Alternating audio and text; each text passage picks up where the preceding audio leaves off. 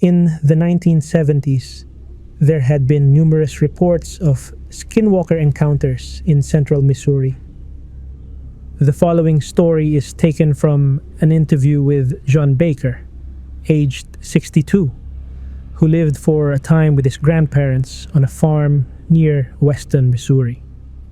According to John, he had several encounters with alleged skinwalkers, including one near-fatal incident. This is his recounting of horrifying events from 50 years ago.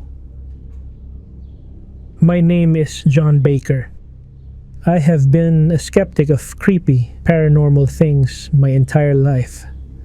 I have never really believed in that type of stuff, but the things I have witnessed at my grandparents' farm shake me to my core. My grandparents own a large plot of land in central Missouri, and they have owned that land for around 40 years.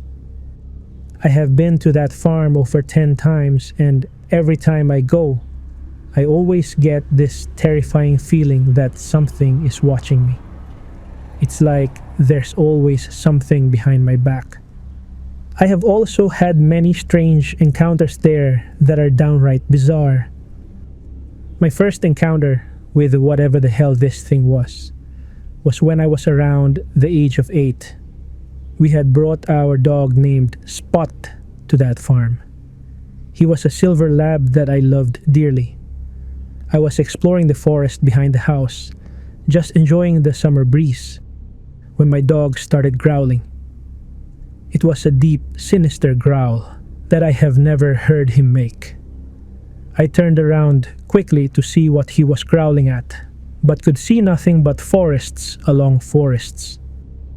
While my eyes were scanning the area where my dog was growling, some animal shot out of the brush so fast I could barely see what it was. Before I knew it, it was gone. I sat there for what felt like an eternity, absolutely flabbergasted by what I just witnessed. From what I could see of it, it looked like a coyote, but the speed at which it moves was absolutely insane. In hindsight, it moved at like 90 miles an hour and made almost no noise. But the most creepy part was that the place it jumped out of didn't even make an imprint of where it was lying. From where I viewed it jumping up, I should have been able to easily see where it was hiding. Shocked by what I witnessed, I just decided that was enough and went back inside the house. My second encounter happened when I was around 10. I was visiting the place and, like usual, I was getting the feeling I was being watched. That first day was normal and nothing really creepy happened. I was just spending quality time with my family. But when night came, that's when weird things started happening. I was trying to sleep in the twin bed that was shared by my mom's brother when he used to live there. Then I heard tapping. Not tiny little taps, but loud taps, almost like banging. This was coming from the direction of the window. I slowly sat up and looked at the window, but there was nothing. So I assumed it was just some animal or something like that. 5 minutes passed and there was no more tapping, and I was drifting off to sleep. Suddenly, there's a very loud slam directly on the window. I'm not talking about the sound of a hand slamming on it to call for someone's attention. It sounded as if something absolutely massive collided with the window. I shot up so quickly that I nearly passed out. I decided enough was enough and grabbed the flashlight in the drawer and shined it out the window. There was nothing. About 10 long seconds passed, and still there was nothing.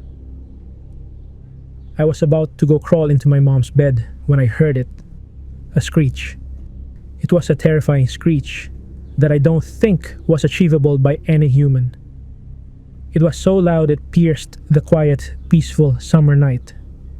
I can't put it into words what that noise sounded like, but it was dark and horrible, and I still remember it to this day.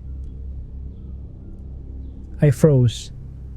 I was unable to move any muscle as I was so scared. I was sitting there still as a statue, petrified by what I heard. That's when my instincts kicked in, and they told me to run into my mom's room, which I did. For some reason, I didn't wake her up. I just cuddled up next to her and didn't sleep the entire night.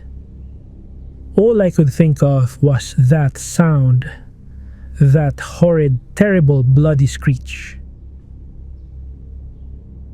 My next encounter was when I was around the age of 13.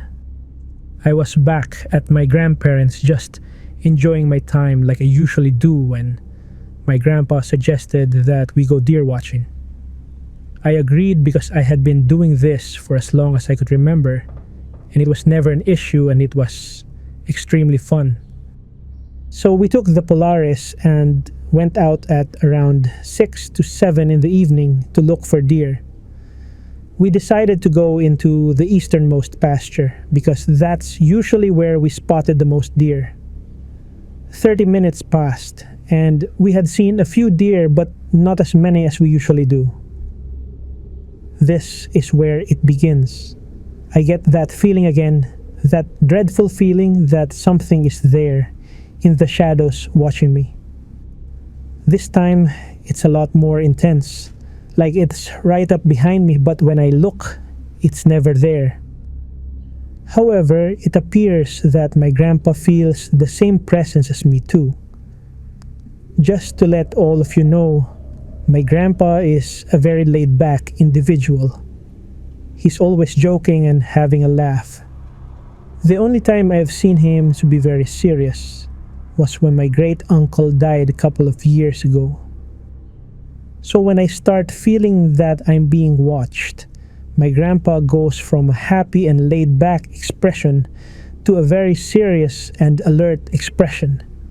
He gripped the wheel so tight his knuckles turned white and was constantly looking around like to make sure something wasn't following us. He then made a massive U-turn out of nowhere and started heading back to the house. I asked him what he was doing. He replied, "We're heading back to the house." The tone of his voice was cold and serious, like he had witnessed someone being murdered. At this point, he was gripping the wheel even harder and was absolutely going pedal to the metal, full speed back to the house. I decided not to ask any questions until we got back to the house, which we did in no time at all. Once we were there, he rushed me into the house, constantly checking his back to make sure something wasn't there. When we were inside, he closed and locked the door tight. His behavior was very alarming, and it really shocked me to my core. I decided that all of the stuff I had witnessed was enough and only asked him one question. What the hell is going on here? When I said that, he looked at me and gave me a cold expression. He calmly said, "I have some things I need to explain to you." We then sat down for 30 minutes and he explained that this thing that was living on his property has been there since the day he moved in. He and my mother experienced the same thing that was happening to me during the first few years of living here. He explained that he has seen whatever this thing is and that it doesn't like new visitors. That's why I was experiencing all of these problems.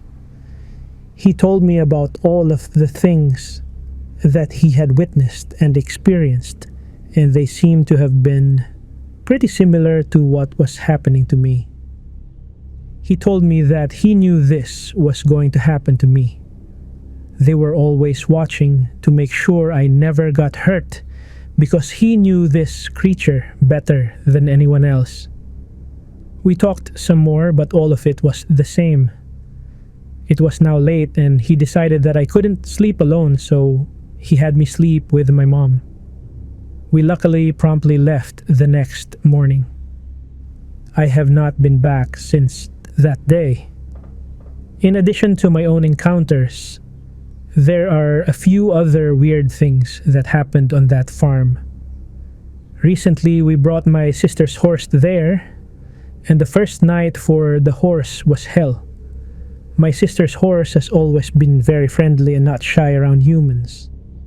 But on its first night, it was just bizarre.